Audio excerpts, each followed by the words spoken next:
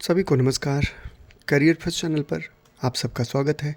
Dictation लिखने के लिए तैयार रहें। Ready, start.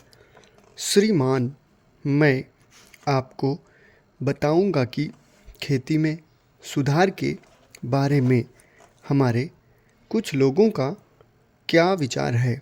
हमने विभिन्न दृष्टिकोणों से अलग अलग विचार किया है, विशेष रूप से सबसे ऊंची सीमा बांधने तथा सहकार के प्रश्न पर।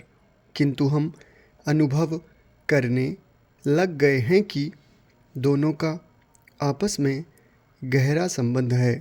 अगर हमारे देश में बड़े बड़े फार्म होते तो यह कल्पना की जा सकती थी, भले ही आप इससे सहमत न हो, कि उनका कार्य संचालन दक्षता से होता और उत्पादन भी बहुत बढ़ सकता और साथ ही साथ आधुनिक तौर तरीकों का विस्तार हो सकता। भारत की मूल समस्या यह है कि यहाँ जोत की भूमि छोटी है और टुकड़ों में बटी है। साधारण तौर पर मैं कहूँ कि यह 1, 2 या 3 एकड़ है।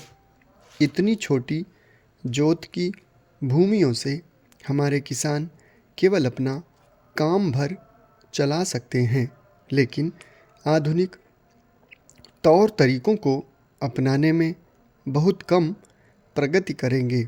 अब सबसे ऊंची सीमा बांध देने से ऐसा भी हो सकता है कि कुछ एक जो बड़े फार्म हैं उनमें काट छांट हो, जो कि प्रयोजन भी है।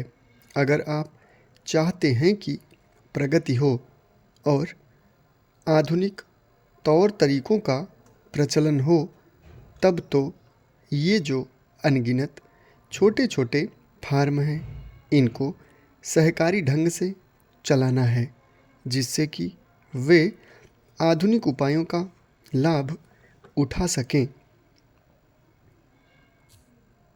सहकारी ढंग से कार्य करने से मेरा मतलब है विविध प्रकार से सहयोग देना। हम सोचते हैं कि पहला कदम सहकार होना चाहिए और ऋण के अलावा अन्य कई प्रकार से भी सहायता की जा सकती है, जैसे वस्तुओं को खरीदना और बेचना, बीज, खाद तथा इसी प्रकार की वस्तुओं को दिलाना। दूसरा कदम है धीरे धीरे बीच वाले आदमी को हटा देना। फिर दूसरी स्थिति आती है जिसको मिलजुल कर खेती करना कहते हैं, यद्यपि उसमें भूमि पर अधिकार बना रहता है। इस प्रकार का हमारा दृष्टिकोण है, जिससे अधिक से अधिक सीमा की समस्या को सहकारों से अधिक से अधिक जोड़ा जा सके, नहीं तो उत्पादन गिर जाने का भय है। यह एक जटिल समस्या है जिस पर मनन हो रहा है।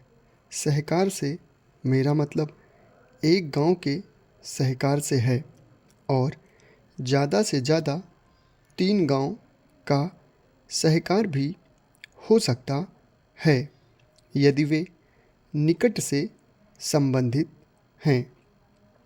लेकिन हमारी सरकार इनकी भरपूर सहायता करेगी।